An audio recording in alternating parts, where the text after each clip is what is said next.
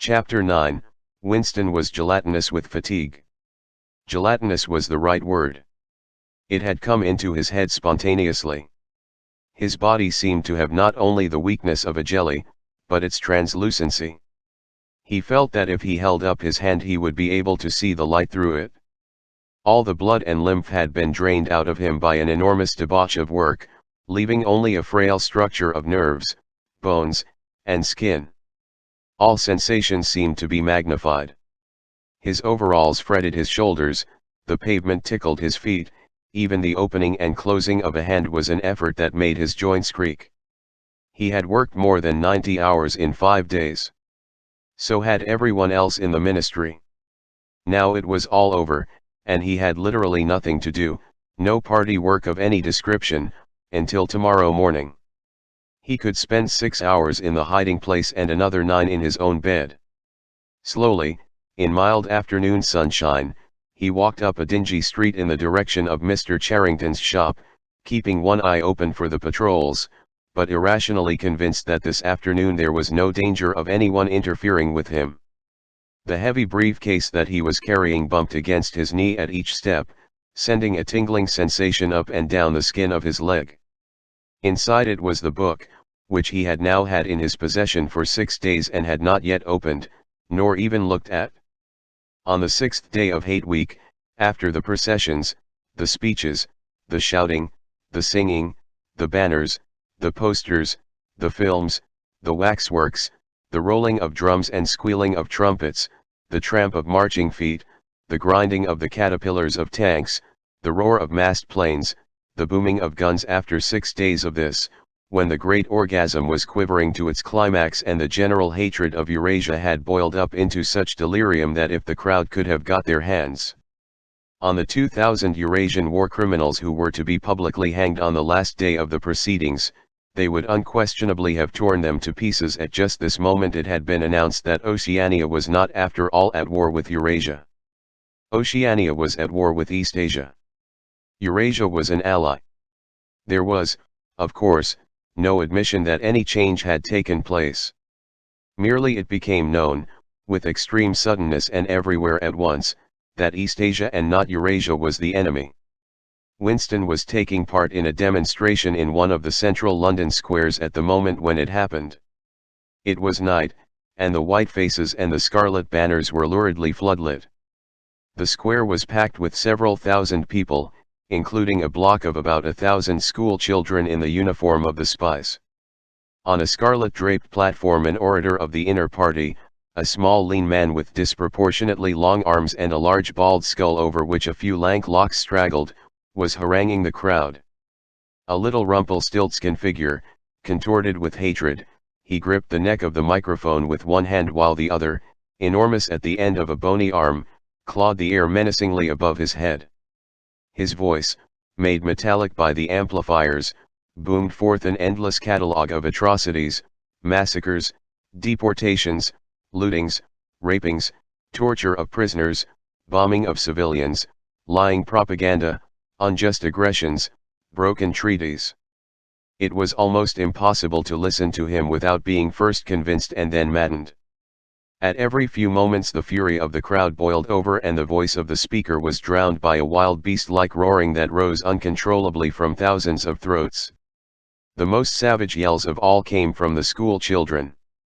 The speech had been proceeding for perhaps 20 minutes when a messenger hurried onto the platform and a scrap of paper was slipped into the speaker's hand.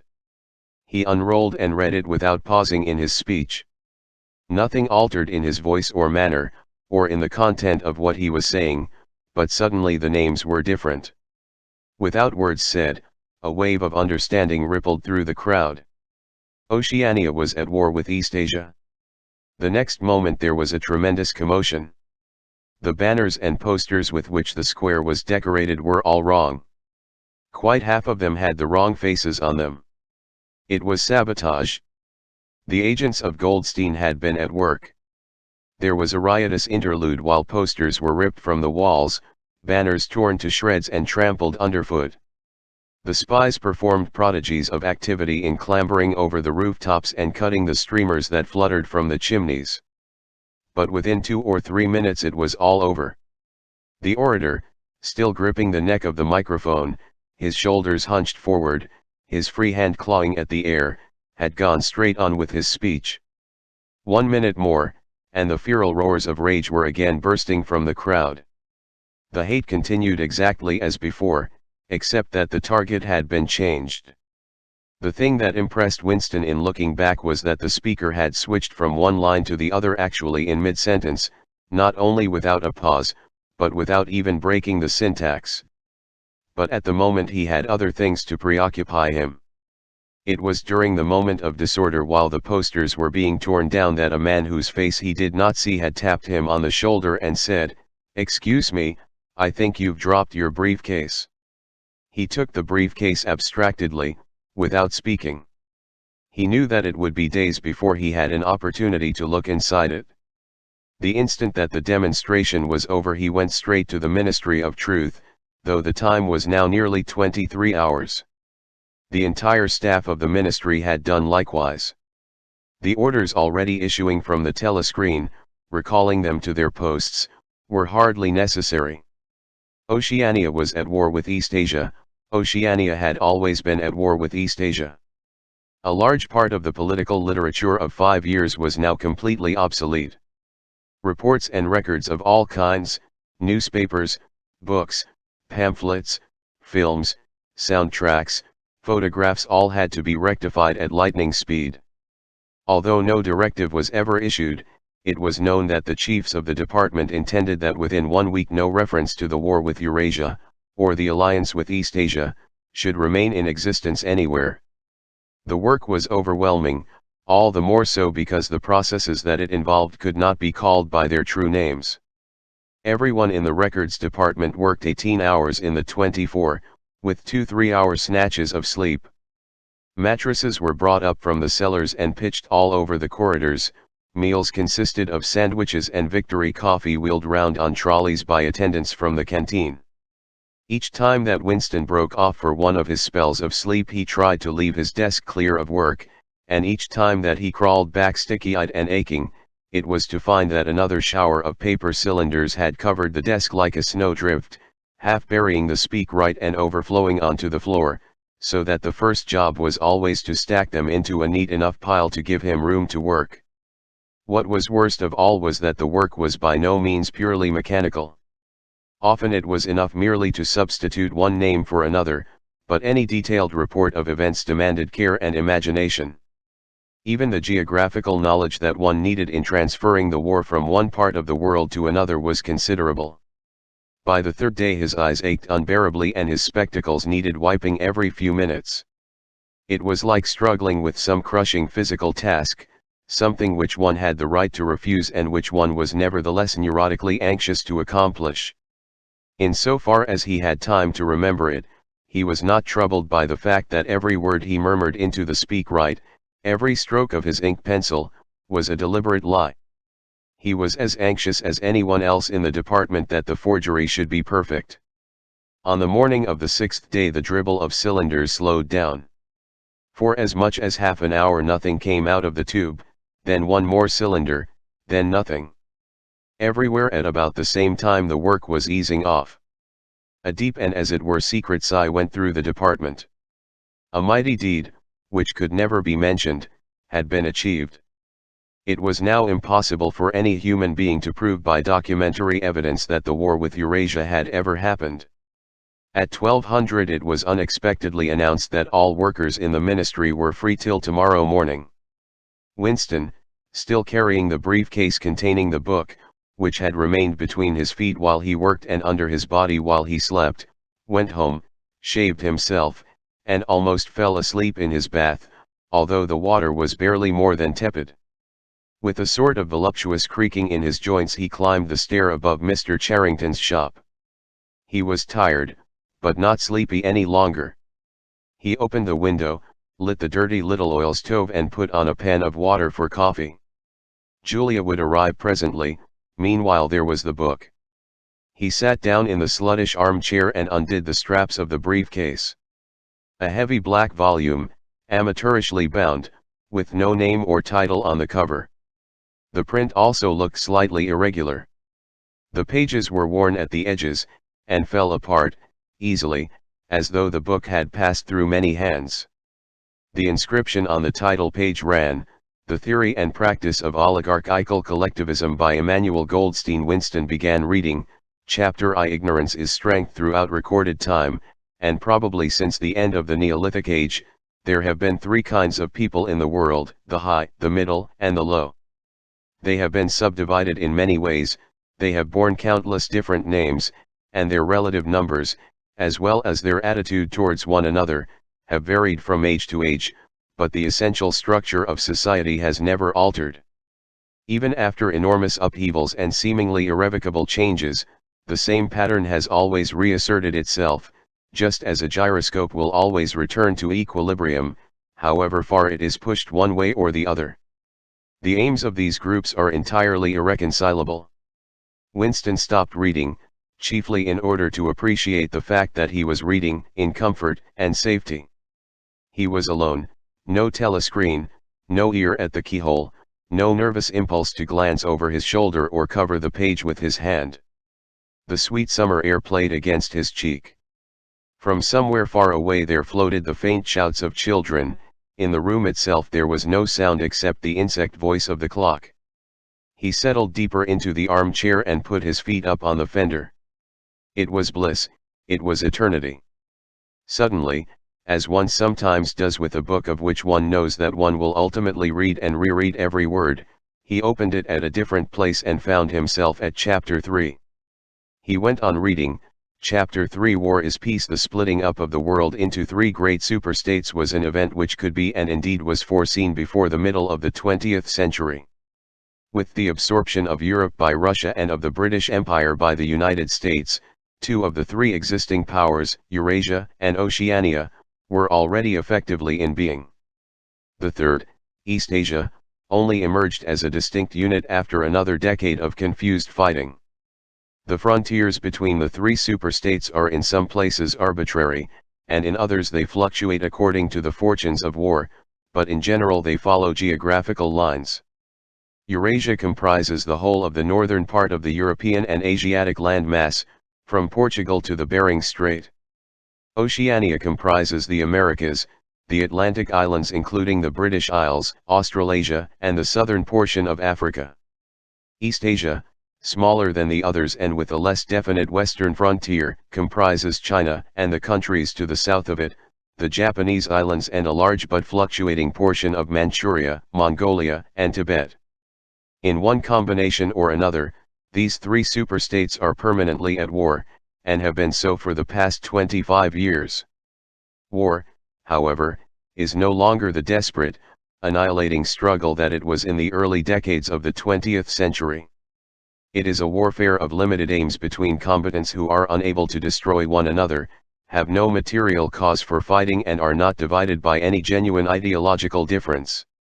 This is not to say that either the conduct of war, or the prevailing attitude towards it, has become less bloodthirsty or more chivalrous. On the contrary, war hysteria is continuous and universal in all countries, and such acts as raping, looting, the slaughter of children, the reduction of whole populations to slavery, and reprisals against prisoners which extend even to boiling and burying alive, are looked upon as normal, and, when they are committed by one's own side and not by the enemy, meritorious. But in a physical sense war involves very small numbers of people, mostly highly trained specialists, and causes comparatively few casualties. The fighting, when there is any, takes place on the vague frontiers whose whereabouts the average man can only guess at, or round the floating fortresses which guard strategic spots on the sea lanes. In the centers of civilization war means no more than a continuous shortage of consumption goods, and the occasional crash of a rocket bomb which may cause a few scores of deaths. War has in fact changed its character. More exactly, the reasons for which war is waged have changed in their order of importance. Motives which were already present to some small extent in the great wars of the early 20th century have now become dominant and are consciously recognized and acted upon. To understand the nature of the present war, for in spite of the regrouping which occurs every few years, it is always the same war. One must realize in the first place that it is impossible for it to be decisive. None of the three superstates could be definitively conquered even by the other two in combination. They are too evenly matched, and their natural defenses are too formidable.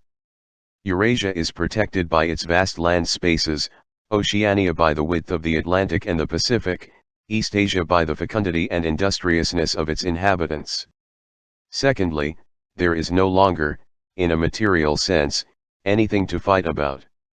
With the establishment of self-contained economies, in which production and consumption are geared to one another, the scramble for markets which was a main cause of previous wars has come to an end, while the competition for raw materials is no longer a matter of life and death.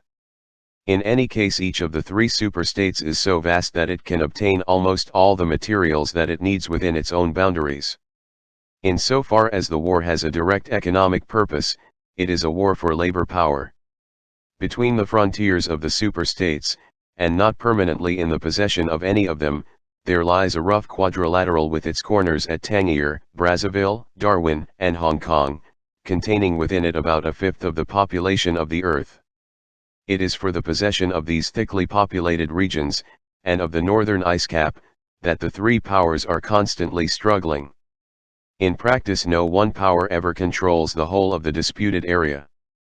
Portions of it are constantly changing hands, and it is the chance of seizing this or that fragment by a sudden stroke of treachery that dictates the endless changes of alignment. All of the disputed territories contain valuable minerals, and some of them yield important vegetable products such as rubber, which in colder climates it is necessary to synthesize by comparatively expensive methods. But above all, they contain a bottomless reserve of cheap labor. Whichever power controls Equatorial Africa, or the countries of the Middle East, or southern India, or the Indonesian archipelago, disposes also of the bodies of scores or hundreds of millions of ill-paid and hard-working coolies. The inhabitants of these areas, reduced more or less openly to the status of slaves, pass continually from conqueror to conqueror, and are expended like so much coal or oil in the race to turn out more armaments, to capture more territory, to control more labor power, to turn out more armaments, to capture more territory, and so on indefinitely. It should be noted that the fighting never really moves beyond the edges of the disputed areas. The frontiers of Eurasia flow back and forth between the basin of the Congo and the northern shore of the Mediterranean. The islands of the Indian Ocean and the Pacific are constantly being captured and recaptured by Oceania or by Eastasia. In Mongolia, the dividing line between Eurasia and Eastasia is never stable. Round the pole, all three powers lay claim to enormous territories which in fact are largely uninhabited and unexplored, but the balance of power always remains roughly even, and the territory which forms the heartland of each superstate always remains inviolate. Moreover, the labor of the exploited peoples round the equator is not really necessary to the world's economy. They add nothing to the wealth of the world, since whatever they produce is used for purposes of war, and the object of waging a war is always to be in a better position in which to wage another war. By their labor the slave populations allow the tempo of continuous warfare to be speeded up. But if they did not exist, the structure of world society, and the process by which it maintains itself, would not be essentially different. The primary aim of modern warfare, in accordance with the principles of doublethink, this aim is simultaneously recognized and not recognized by the directing brains of the inner party, is to use up the products of the machine without raising the general standard of living. Ever since the end of the 19th century, the problem of what to do with the surplus of consumption goods has been latent in industrial society. At present, when few human beings even have enough to eat, this problem is obviously not urgent, and it might not have become so, even if no artificial processes of destruction had been at work. The world of today is a bare, hungry, dilapidated place compared with the world that existed before 1914, and still more so if compared with the imaginary future to which the people of that period looked forward. In the early 20th century, the vision of a future society unbelievably rich, leisured, orderly, and efficient, a glittering antiseptic world of glass and steel and snow-white concrete, was part of the consciousness of nearly every literate person. Science and technology were developing at a prodigious speed, and it seemed natural to assume that they would go on developing. This failed to happen, partly because of the impoverishment caused by a long series of wars and revolutions, partly because scientific and technical progress depended on the empirical habit of thought, which could not survive in a strictly regimented society. As a whole, the world is more primitive today than it was 50 years ago. Certain backward areas have advanced, and various devices, always in some way connected with warfare and police espionage, have been developed, but experiment and invention have largely stopped, and the ravages of the atomic war of the 1950s have never been fully repaired. Nevertheless, the dangers inherent in the machine are still there. From the moment when the machine first made its appearance, it was clear to all thinking people that the need for human drudgery, and therefore to a great extent for human inequality, had disappeared. If the machine were used deliberately for that end, hunger, overwork, dirt, illiteracy, and disease could be eliminated within a few generations. And in fact, without being used for any such purpose, but by a sort of automatic process by producing wealth which it was sometimes impossible not to distribute, the machine did raise the living standards of the average human being very greatly over a period of about 50 years at the end of the 19th and the beginning of the 20th centuries. But it was also clear that an all-round increase in wealth threatened the destruction, indeed, in some sense was the destruction of a hierarchical society. In a world in which everyone worked short hours, had enough to eat, lived in a house with a bathroom and a refrigerator, and possessed a motor car or even an aeroplane, the most obvious and perhaps the most important form of inequality would already have disappeared. If it once became general, wealth would confer no distinction.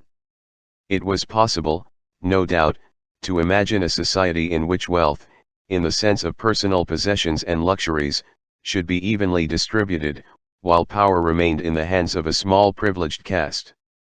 But in practice such a society could not long remain stable. For if leisure and security were enjoyed by all alike, the great mass of human beings who are normally stupefied by poverty would become literate and would learn to think for themselves, and when once they had done this, they would sooner or later realize that the privileged minority had no function, and they would sweep it away. In the long run, a hierarchical society was only possible on a basis of poverty and ignorance. To return to the agricultural past, as some thinkers about the beginning of the 20th century dreamed of doing, was not a practicable solution. It conflicted with the tendency towards mechanization which had become quasi-instinctive throughout almost the whole world, and moreover, any country which remained industrially backward was helpless in a military sense and was bound to be dominated, directly or indirectly, by its more advanced rivals. Nor was it a satisfactory solution to keep the masses in poverty by restricting the output of goods. This happened to a great extent during the final phase of capitalism, roughly between 1920 and 1940. The economy of many countries was allowed to stagnate, land went out of cultivation, capital equipment was not added to, great blocks of the population were prevented from working and kept half alive by state charity. But this, too, entailed military weakness, and since the privations it inflicted were obviously unnecessary, it made opposition inevitable. The problem was how to keep the wheels of industry turning without increasing the real wealth of the world. Goods must be produced, but they must not be distributed. And in practice the only way of achieving this was by continuous warfare. The essential act of war is destruction, not necessarily of human lives, but of the products of human labor.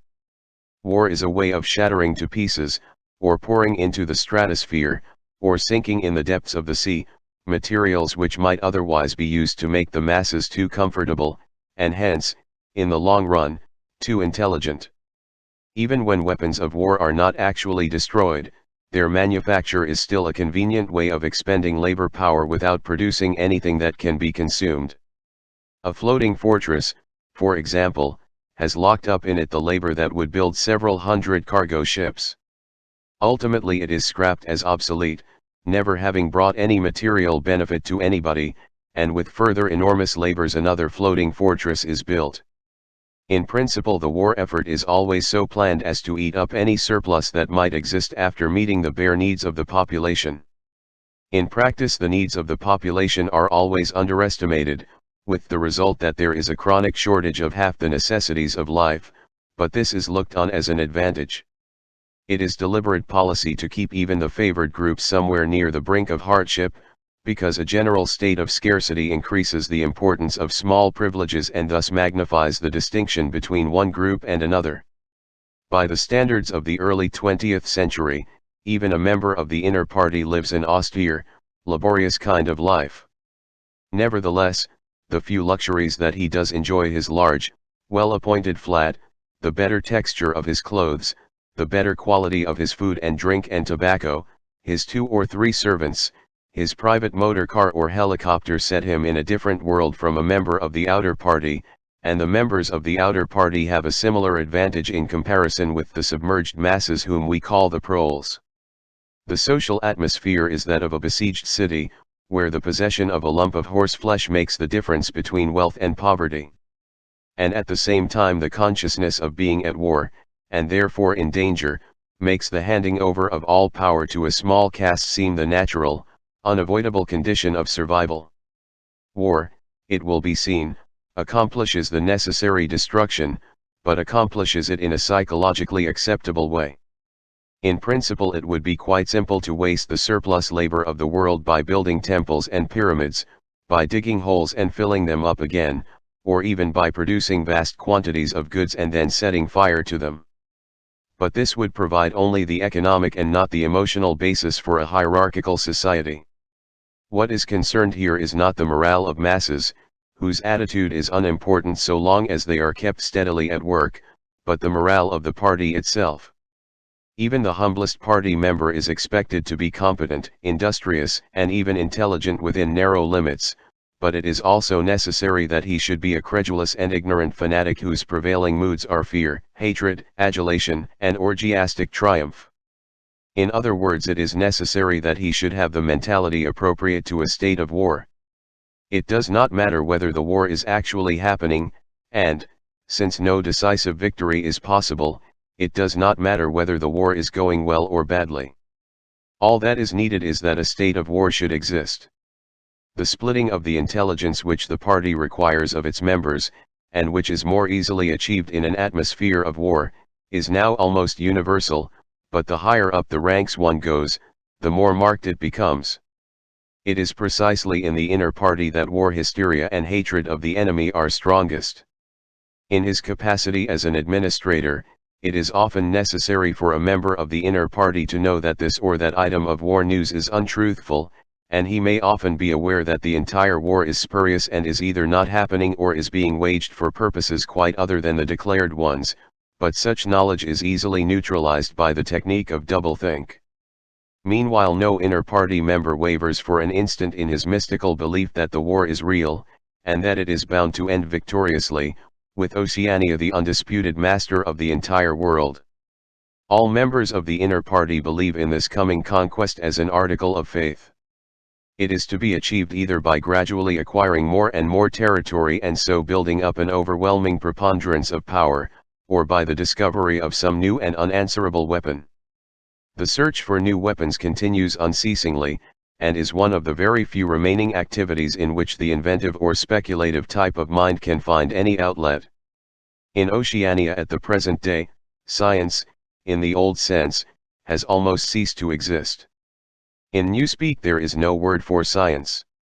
The empirical method of thought, on which all the scientific achievements of the past were founded, is opposed to the most fundamental principles of Ingsoc. And even technological progress only happens when its products can in some way be used for the diminution of human liberty. In all the useful arts the world is either standing still or going backwards. The fields are cultivated with horse plows while books are written by machinery. But in matters of vital importance, meaning, in effect, war and police espionage, the empirical approach is still encouraged, or at least tolerated. The two aims of the party are to conquer the whole surface of the earth and to extinguish once and for all the possibility of independent thought. There are therefore two great problems which the party is concerned to solve. One is how to discover, against his will, what another human being is thinking, and the other is how to kill several 100 million people in a few seconds without giving warning beforehand. Insofar as scientific research still continues, this is its subject matter. The scientist of today is either a mixture of psychologist and inquisitor, studying with real ordinary minuteness the meaning of facial expressions, gestures, and tones of voice, and testing the truth-producing effects of drugs, shock therapy, hypnosis, and physical torture, or he is chemist, physicist, or biologist concerned only with such branches of his special subject as are relevant to the taking of life. In the vast laboratories of the Ministry of Peace, and in the experimental stations hidden in the Brazilian forests, or in the Australian desert, or on lost islands of the Antarctic, the teams of experts are indefatigably at work.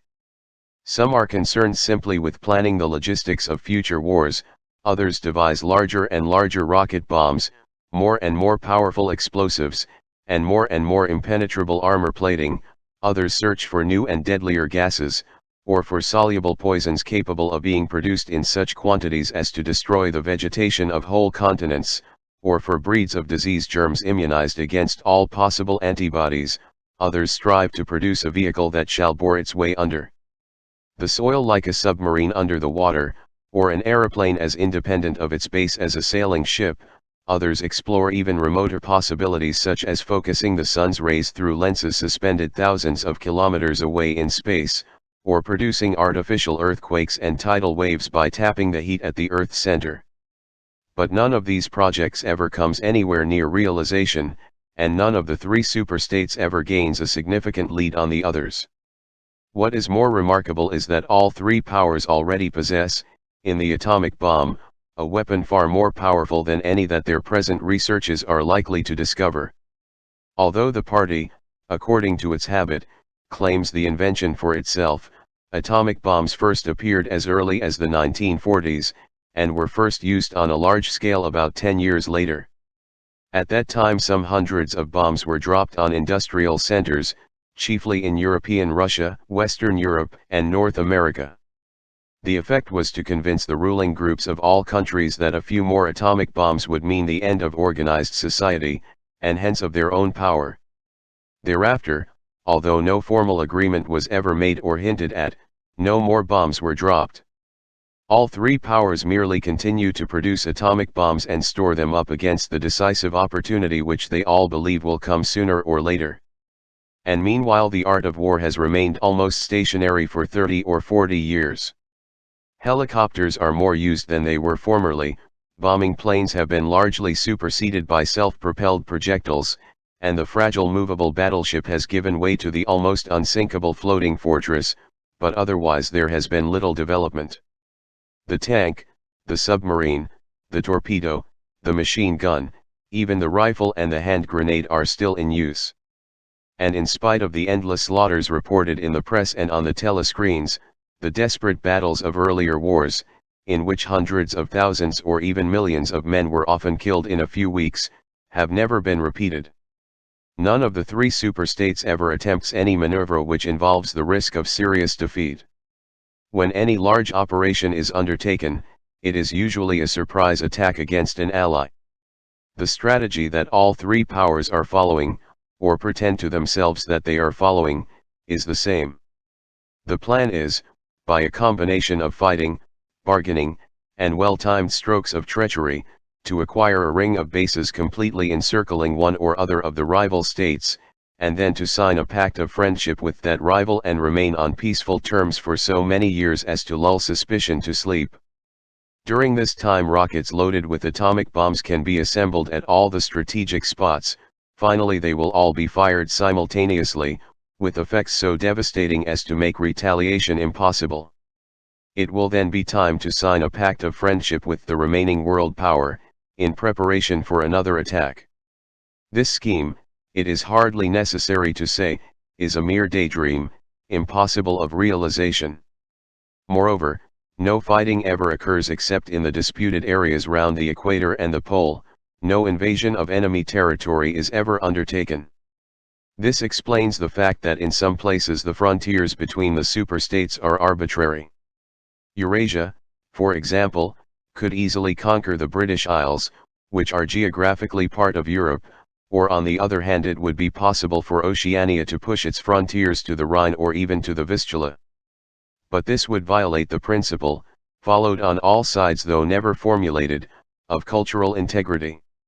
If Oceania were to conquer the areas that used once to be known as France and Germany, it would be necessary either to exterminate the inhabitants, a task of great physical difficulty, or to assimilate a population of about 100 million people, who, so far as technical development goes, are roughly on the oceanic level.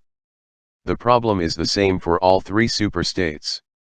It is absolutely necessary to their structure that there should be no contact with foreigners, except, to a limited extent, with war prisoners and colored slaves. Even the official ally of the moment is always regarded with the darkest suspicion. War prisoners apart, the average citizen of Oceania never sets eyes on a citizen of either Eurasia or Eastasia, and he is forbidden the knowledge of foreign languages. If he were allowed contact with foreigners he would discover that they are creatures similar to himself and that most of what he has been told about them is lies. The sealed world in which he lives would be broken, and the fear, hatred, and self-righteousness on which his morale depends might evaporate. It is therefore realized on all sides that however often Persia, or Egypt, or Java, or Ceylon may change hands, the main frontiers must never be crossed by anything except bombs. Under this lies a fact never mentioned aloud, but tacitly understood and acted upon, namely, that the conditions of life in all three superstates are very much the same. In Oceania the prevailing philosophy is called Ingsoc, in Eurasia it is called Neo-Bolshevism, and in Eastasia it is called by a Chinese name usually translated as death worship, but perhaps better rendered as obliteration of the self. The citizen of Oceania is not allowed to know anything of the tenets of the other two philosophies, but he is taught to execrate them as barbarous outrages upon morality and common sense. Actually the three philosophies are barely distinguishable, and the social systems which they support are not distinguishable at all.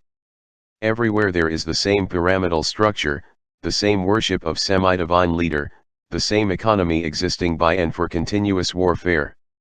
It follows that the three superstates not only cannot conquer one another, but would gain no advantage by doing so. On the contrary, so long as they remain in conflict they prop one another up, like three sheaves of corn. And, as usual, the ruling groups of all three powers are simultaneously aware and unaware of what they are doing. Their lives are dedicated to world conquest, but they also know that it is necessary that the war should continue everlastingly and without victory. Meanwhile the fact that there is no danger of conquest makes possible the denial of reality which is the special feature of Ingsoc and its rival systems of thought. Here it is necessary to repeat what has been said earlier, that by becoming continuous war has fundamentally changed its character. In past ages, a war, almost by definition, was something that sooner or later came to an end, usually in unmistakable victory or defeat.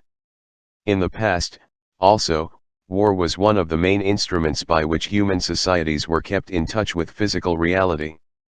All rulers in all ages have tried to impose a false view of the world upon their followers, but they could not afford to encourage any illusion that tended to impair military efficiency. So long as defeat meant the loss of independence, or some other result generally held to be undesirable, the precautions against defeat had to be serious. Physical facts could not be ignored.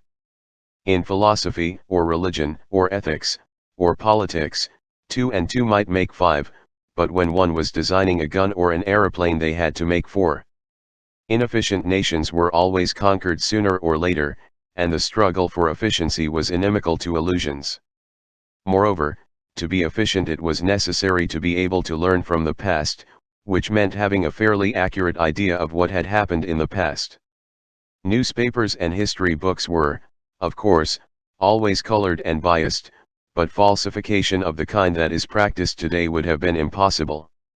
War was a sure safeguard of sanity, and so far as the ruling classes were concerned it was probably the most important of all safeguards.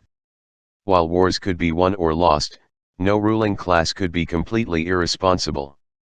But when war becomes literally continuous, it also ceases to be dangerous.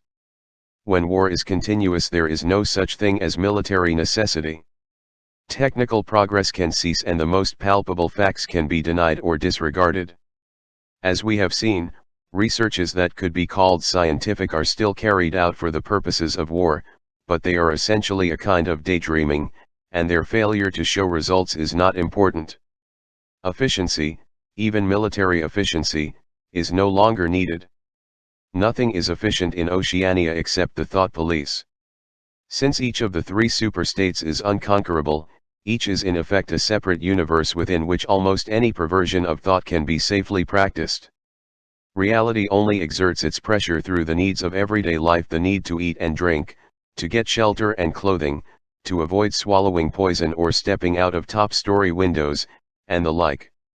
Between life and death, and between physical pleasure and physical pain, there is still a distinction, but that is all. Cut off from contact with the outer world, and with the past, the citizen of Oceania is like a man in interstellar space, who has no way of knowing which direction is up and which is down. The rulers of such a state are absolute, as the pharaohs or the Caesars could not be. They are obliged to prevent their followers from starving to death in numbers large enough to be inconvenient, and they are obliged to remain at the same low level of military technique as their rivals, but once that minimum is achieved, they can twist reality into whatever shape they choose. The war, therefore, if we judge it by the standards of previous wars, is merely an imposture. It is like the battles between certain ruminant animals whose horns are set at such an angle that they are incapable of hurting one another. But though it is unreal, it is not meaningless. It eats up the surplus of consumable goods, and it helps to preserve the special mental atmosphere that a hierarchical society needs. War, it will be seen, is now a purely internal affair. In the past, the ruling groups of all countries, although they might recognize their common interest and therefore limit the destructiveness of war, did fight against one another, and the victor always plundered the vanquished. In our own day they are not fighting against one another at all. The war is waged by each ruling group against its own subjects, and the object of the war is not to make or prevent conquests of territory, but to keep the structure of society intact. The very word war, therefore, has become misleading. It would probably be accurate to say that by becoming continuous, war has ceased to exist. The peculiar pressure that it exerted on human beings between the Neolithic age and the early 20th century has disappeared and been replaced by something quite different. The effect would be much the same if the three superstates, instead of fighting one another, should agree to live in perpetual peace, each inviolate within its own boundaries. For in that case each would still be a self-contained universe, freed forever from the sobering influence of external danger. A peace that was truly permanent would be the same as a permanent war. This, although the vast majority of party members understand it only in a shallower sense, is the inner meaning of the party slogan, "War is peace." Winston stopped reading for a moment. Somewhere in remote distance a rocket bomb thundered. The blissful feeling of being alone with the forbidden book, in a room with no telescreen, had not worn off. Solitude and safety were physical sensations, mixed up somehow with the tiredness of his body, the softness of the chair, the touch of the faint breeze from the window that played upon his cheek. The book fascinated him, or more exactly it reassured him. In a sense it told him nothing that was new, but that was part of the attraction. It said what he would have said, if it had been possible for him to set his scattered thoughts in order. It was the product of a mind similar to his own, but enormously more powerful, more systematic, less fear-ridden. The best books, he perceived, are those that tell you what you know already. He had just turned back to chapter I when he heard Julia's footstep on the stair and started out of his chair to meet her. She dumped her brown tool bag on the floor and flung herself into his arms. It was more than a week since they had seen one another. "I've got the book," he said as they disentangled themselves. "Oh, you've got it? Good," she said without much interest, and almost immediately knelt down beside the oil stove to make the coffee. They did not return to the subject until they had been in bed for half an hour. The evening was just cool enough to make it worthwhile to pull up the counterpane. From below came the familiar sound of singing and the scrape of boots on the flagstones. The brawny red-armed woman whom Winston had seen there on his first visit was almost a fixture in the yard. There seemed to be no hour of daylight when she was not marching to and fro between the washtub and the line, alternately gagging herself with clothes pegs and breaking forth into lusty song. Julia had settled down on her side and seemed to be already on the point of falling asleep. He reached out for the book, which was lying on the floor, and sat up against the bedhead. "We must read it," he said. "You too. All members of the Brotherhood have to read it?" "You read it," she said with her eyes shut. "Read it aloud. That's the best way. Then you can explain it to me as you go." The clock's hands said 6, meaning 18. They had 3 or 4 hours ahead of them. He propped the book against his knees and began reading, Chapter I. Ignorance is strength. Throughout recorded time, and probably since the end of the Neolithic Age, there have been 3 kinds of people in the world: the high, the middle, and the low. They have been subdivided in many ways, they have borne countless different names, and their relative numbers, as well as their attitude towards one another, have varied from age to age, but the essential structure of society has never altered. Even after enormous upheavals and seemingly irrevocable changes, the same pattern has always reasserted itself, just as a gyroscope will always return to equilibrium, however far it is pushed one way or the other. "Julia, are you awake?" said Winston. "Yes, my love, I'm listening." "Go on. It's marvelous." He continued reading. "The aims of these 3 groups are entirely irreconcilable. The aim of the high is to remain where they are. The aim of the middle is to change places with the high. The aim of the low, when they have an aim for it, is an abiding characteristic of the low that they are too much crushed by drudgery to be more than intermittently conscious of anything outside their daily lives, is to abolish all distinctions and create a society in which all men shall be equal."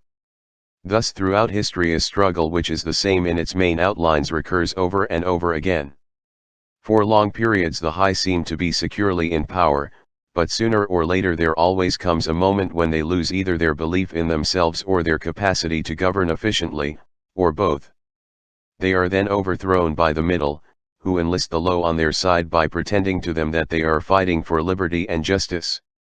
As soon as they have reached their objective, the middle thrust the low back into their old position of servitude, and themselves become the high. Presently a new middle group splits off from one of the other groups, or from both of them, and the struggle begins over again. Of the 3 groups, only the low are never even temporarily successful in achieving their aims. It would be an exaggeration to say that throughout history there has been no progress of a material kind. Even today, in a period of decline, the average human being is physically better off than he was a few centuries ago. But no advance in wealth, no softening of manners, no reform or revolution has ever brought human equality a millimeter nearer. From the point of view of the low, no historic change has ever meant much more than a change in the name of their masters. By the late 19th century the recurrence of this pattern had become obvious to many observers. There then rose schools of thinkers who interpreted history as a cyclical process and claimed to show that inequality was the unalterable law of human life. This doctrine, of course, had always had its adherents, but in the manner in which it was now put forward there was a significant change. In the past the need for a hierarchical form of society had been the doctrine specifically of the high. It had been preached by kings and aristocrats and by the priests, lawyers, and the like who were parasitical upon them, and it had generally been softened by promises of compensation in an imaginary world beyond the grave. The middle, so long as it was struggling for power, had always made use of such terms as freedom, justice, and fraternity. Now, however, the concept of human brotherhood began to be assailed by people who were not yet in positions of command, but merely hoped to be so before long. In the past the middle had made revolutions under the banner of equality, and then had established a fresh tyranny as soon as the old one was overthrown. The new middle groups in effect proclaimed their tyranny beforehand. Socialism, a theory which appeared in the early 19th century and was the last link in a chain of thought stretching back to the slave rebellions of antiquity, was still deeply infected by the utopianism of past ages. But in each variant of socialism that appeared from about 1900 onwards, the aim of establishing liberty and equality was more and more openly abandoned. The new movements which appeared in the middle years of the century, Ingsoc in Oceania, Neo-Bolshevism in Eurasia, death worship, as it is commonly called, in East Asia, had the conscious aim of perpetuating UN freedom and inequality. These new movements, of course, grew out of the old ones and tended to keep their names and pay lip service to their ideology. But the purpose of all of them was to arrest progress and freeze history at a chosen moment. The familiar pendulum swing was to happen once more, and then stop. As usual, the high were to be turned out by the middle, who would then become the high, but this time, by conscious strategy, the high would be able to maintain their position permanently. The new doctrines arose partly because of the accumulation of historical knowledge, and the growth of the historical sense, which had hardly existed before the 19th century. The cyclical movement of history was now intelligible, or appeared to be so, and if it was intelligible, then it was alterable. But the principal, underlying cause was that, as early as the beginning of the 20th century, human equality had become technically possible. It was still true that men were not equal in their native talents and that functions had to be specialized in ways that favored some individuals against others, but there was no longer any real need for class distinctions or for large differences of wealth. In earlier ages, class distinctions had been not only inevitable but desirable. Inequality was the price of civilization. With the development of machine production, however, the case was altered. Even if it was still necessary for human beings to do different kinds of work, it was no longer necessary for them to live at different social or economic levels. Therefore, from the point of view of the new groups who were on the point of seizing power, human equality was no longer an ideal to be striven after, but a danger to be averted. In more primitive ages, when a just and peaceful society was in fact not possible, it had been fairly easy to believe it. The idea of an earthly paradise in which men should live together in a state of brotherhood, without laws and without brute labor, had haunted the human imagination for thousands of years. And this vision had had a certain hold even on the groups who actually profited by each historical change. The heirs of the French, English, and American revolutions had partly believed in their own phrases about the rights of man, freedom of speech, equality before the law, and the like, and have even allowed their conduct to be influenced by them to some extent. But by the fourth decade of the 20th century all the main currents of political thought were authoritarian. The earthly paradise had been discredited at exactly the moment when it became realizable. Every new political theory, by whatever name it called itself, led back to hierarchy and regimentation. And in the general hardening of outlook that set in round about 1930, practices which had been long abandoned, in some cases for hundreds of years imprisonment without trial, the use of war prisoners as slaves, public executions, torture to extract confessions, the use of hostages, and the deportation of whole populations not only became common again, but were tolerated and even defended by people who considered themselves enlightened and progressive. It was only after a decade of national wars, civil wars, revolutions, and counter-revolutions in all parts of the world that Ingsoc and its rivals emerged as fully worked-out political theories. But they had been foreshadowed by the various systems, generally called totalitarian, which had appeared earlier in the century, and the main outlines of the world which would emerge from the prevailing chaos had long been obvious. What kind of people would control this world had been equally obvious. The new aristocracy was made up for the most part of bureaucrats, scientists, technicians, trade union organizers, publicity experts, sociologists, teachers, journalists, and professional politicians. These people, whose origins lay in the salaried middle class and the upper grades of the working class, had been shaped and brought together by the barren world of monopoly industry and centralized government. As compared with their opposite numbers in past ages, they were less avaricious, less tempted by luxury, hungrier for pure power, and, above all, more conscious of what they were doing and more intent on crushing opposition. This last difference was cardinal. By comparison with that existing today, all the tyrannies of the past were half-hearted and inefficient. The ruling groups were always infected to some extent by liberal ideas, and were content to leave loose ends everywhere, to regard only the overt act and to be uninterested in what their subjects were thinking. Even the Catholic Church of the Middle Ages was tolerant by modern standards. Part of the reason for this was that in the past no government had the power to keep its citizens under constant surveillance. The invention of print, however, made it easier to manipulate public opinion, and the film and the radio carried the process further. With the development of television, and the technical advance which made it possible to receive and transmit simultaneously on the same instrument, private life came to an end. Every citizen, or at least every citizen important enough to be worth watching, could be kept for 24 hours a day under the eyes of the police and in the sound of official propaganda, with all other channels of communication closed. The possibility of enforcing not only complete obedience to the will of the state, but complete uniformity of opinion on all subjects, now existed for the first time. After the revolutionary period of the 50s and 60s, society regrouped itself, as always, into high, middle, and low. But the new high group, unlike all its forerunners, did not act upon instinct but knew what was needed to safeguard its position. It had long been realized that the only secure basis for oligarchy is collectivism. Wealth and privilege are most easily defended when they are possessed jointly. The so-called abolition of private property which took place in the middle years of the century meant, in effect, the concentration of property in far fewer hands than before, but with this difference, that the new owners were a group instead of a mass of individuals. Individually, no member of the party owns anything, except petty personal belongings. Collectively, the party owns everything in Oceania, because it controls everything, and disposes of the products as it thinks fit. In the years following the revolution it was able to step into this commanding position almost unopposed, because the whole process was represented as an act of collectivization.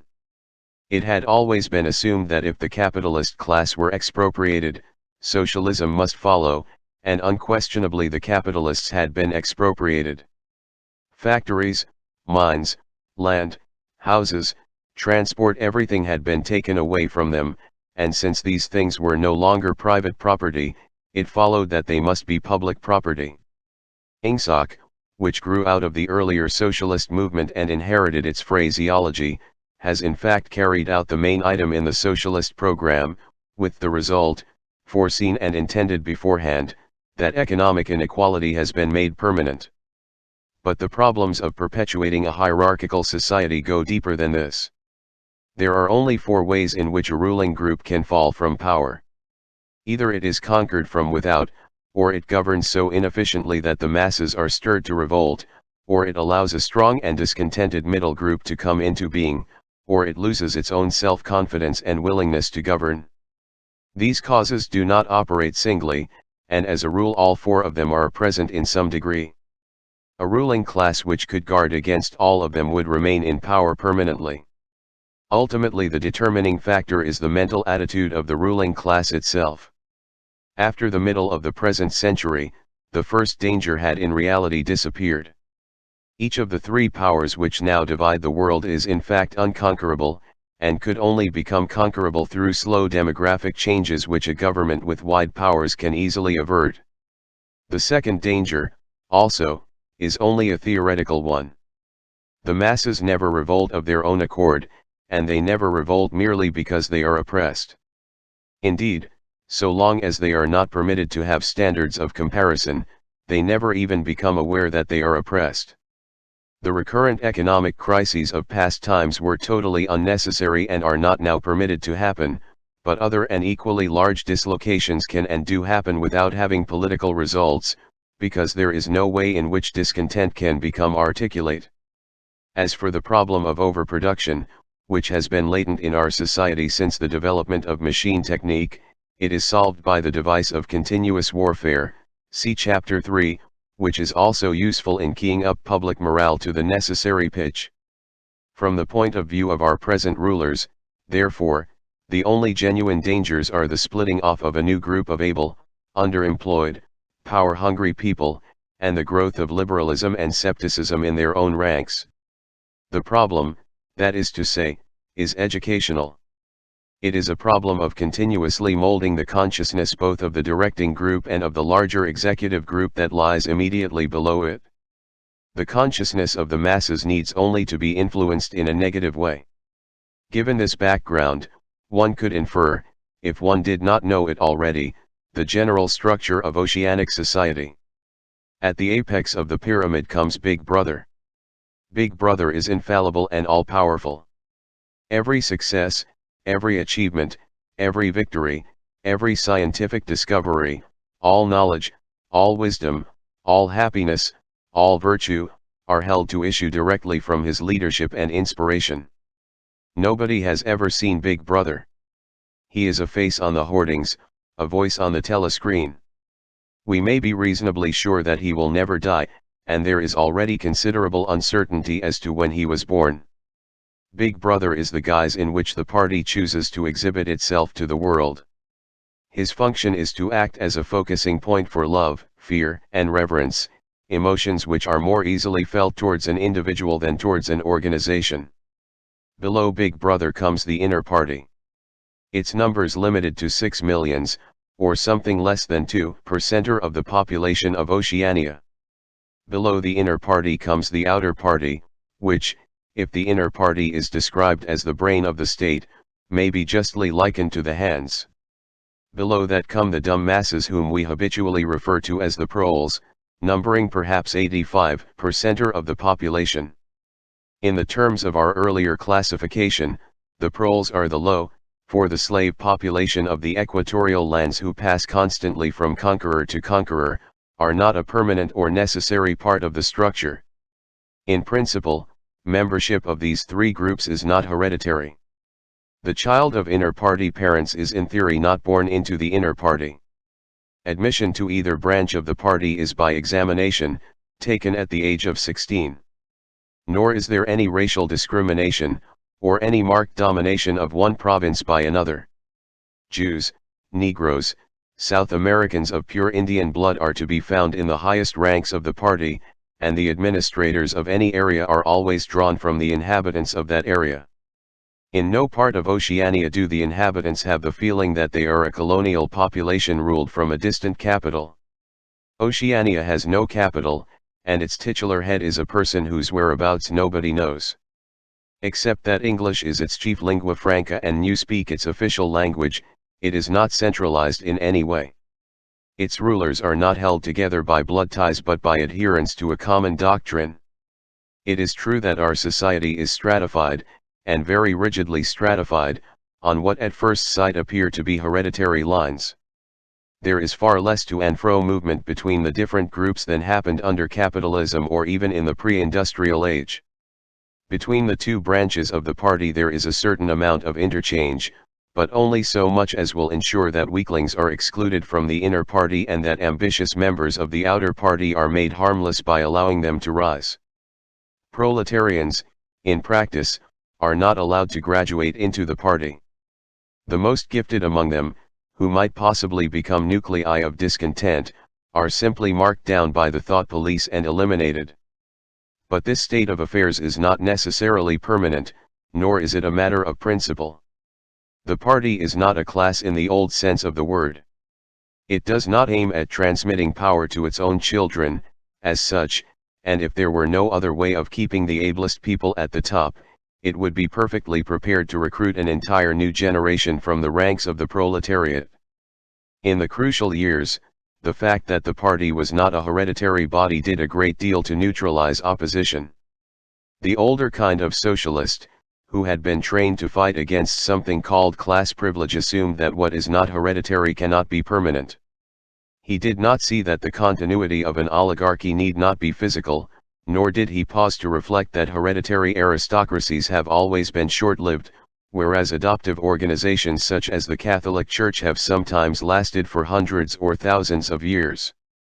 The essence of oligarchical rule is not father-to-son inheritance, but the persistence of a certain worldview and a certain way of life, imposed by the dead upon the living. A ruling group is a ruling group so long as it can nominate its successors.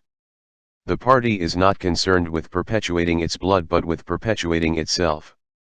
Who wields power is not important, provided that the hierarchical structure remains always the same.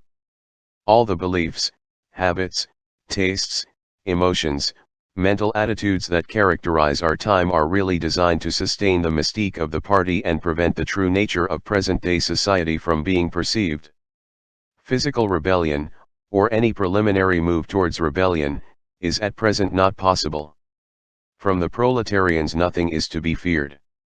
Left to themselves, they will continue from generation to generation and from century to century, working, breeding, and dying, not only without any impulse to rebel, but without the power of grasping that the world could be other than it is. They could only become dangerous if the advance of industrial technique made it necessary to educate them more highly, but, since military and commercial rivalry are no longer important, the level of popular education is actually declining. What opinions the masses hold, or do not hold, is looked on as a matter of indifference.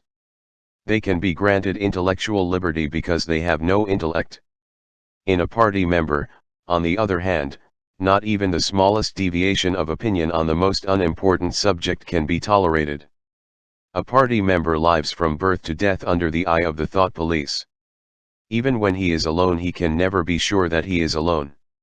Wherever he may be, asleep or awake, working or resting, in his bath or in bed, he can be inspected without warning and without knowing that he is being inspected.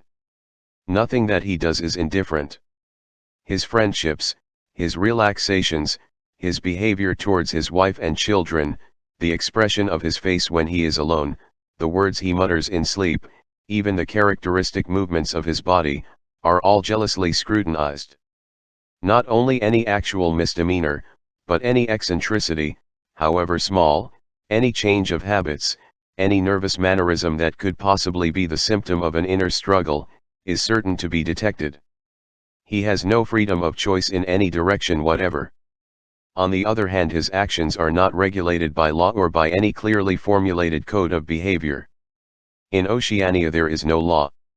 Thoughts and actions which, when detected, mean certain death are not formally forbidden, and the endless purges, arrests, tortures, imprisonments, and vaporizations are not inflicted as punishment for crimes which have actually been committed, but are merely the wiping out of persons who might perhaps commit a crime at some time in the future. A party member is required to have not only the right opinions, but the right instincts. Many of the beliefs and attitudes demanded of him are never plainly stated, and could not be stated without laying bare the contradictions inherent in ingsoc. If he is a person naturally orthodox, in newspeak a good thinker, he will in all circumstances know, without taking thought, what is the true belief or the desirable emotion. But in any case an elaborate mental training, undergone in childhood and grouping itself round the newspeak words crime stop, black-white, and doublethink, makes him unwilling and unable to think too deeply on any subject whatever. A party member is expected to have no private emotions and no respites from enthusiasm. He is supposed to live in a continuous frenzy of hatred of foreign enemies and internal traitors, triumph over victories, and self-abasement before the power and wisdom of the party. The discontents produced by his bare, unsatisfying life are deliberately turned outwards and dissipated by such devices as the 2 minutes hate, and the speculations which might possibly induce a sceptical or rebellious attitude are killed in advance by his early acquired inner discipline. The first and simplest stage in the discipline, which can be taught even to young children, is called, in newspeak, crime stop. Crime stop means the faculty of stopping short, as though by instinct, at the threshold of any dangerous thought. It includes the power of not grasping analogies, of failing to perceive logical errors, of misunderstanding the simplest arguments if they are inimical to ingsoc, and of being bored or repelled by any train of thought which is capable of leading in a heretical direction. Crime stop, in short, means protective stupidity. but stupidity is not enough. On the contrary, orthodoxy in the full sense demands a control over one's own mental processes as complete as that of a contortionist over his body. Oceanic society rests ultimately on the belief that Big Brother is omnipotent and that the party is infallible. But since in reality Big Brother is not omnipotent and the party is not infallible, there is need for an unwearying, moment-to-moment flexibility in the treatment of facts. The key word here is black-white. Like so many newspeak words, this word has two mutually contradictory meanings. Applied to an opponent, it means the habit of impudently claiming that black is white, in contradiction of the plain facts. Applied to a party member, it means a loyal willingness to say that black is white when party discipline demands this. But it means also the ability to believe that black is white, and more, to know that black is white, and to forget that one has ever believed the contrary. This demands a continuous alteration of the past, made possible by the system of thought which really embraces all the rest, and which is known in newspeak as doublethink. The alteration of the past is necessary for two reasons, one of which is subsidiary and, so to speak, precautionary. The subsidiary reason is that the party member, like the proletarian, tolerates present-day conditions partly because he has no standards of comparison. He must be cut off from the past, just as he must be cut off from foreign countries, because it is necessary for him to believe that he is better off than his ancestors and that the average level of material comfort is constantly rising. But by far the more important reason for the readjustment of the past is the need to safeguard the infallibility of the party. It is not merely that speeches, statistics, and records of every kind must be constantly brought up to date in order to show that the predictions of the party were in all cases right. It is also that no change in doctrine or in political alignment can ever be admitted. For to change one's mind, or even one's policy, is a confession of weakness. If, for example, Eurasia or Eastasia, whichever it may be, is the enemy today, then that country must always have been the enemy. And if the facts say otherwise, then the facts must be altered. Thus history is continuously rewritten. This day-to-day falsification of the past, carried out by the Ministry of Truth, is as necessary to the stability of the regime as the work of repression and espionage carried out by the Ministry of Love. The mutability of the past is the central tenet of Ingsoc. Past events, it is argued, have no objective existence, but survive only in written records and in human memories. The past is whatever the records and the memories agree upon. And since the party is in full control of all records and in equally full control of the minds of its members, it follows that the past is whatever the party chooses to make it. It also follows that though the past is alterable, it never has been altered in any specific instance. For when it has been recreated in whatever shape is needed at the moment, then this new version is the past, and no different past can ever have existed. This holds good even when, as often happens, the same event has to be altered out of recognition several times in the course of a year. At all times the party is in possession of absolute truth, and clearly the absolute can never have been different from what it is now.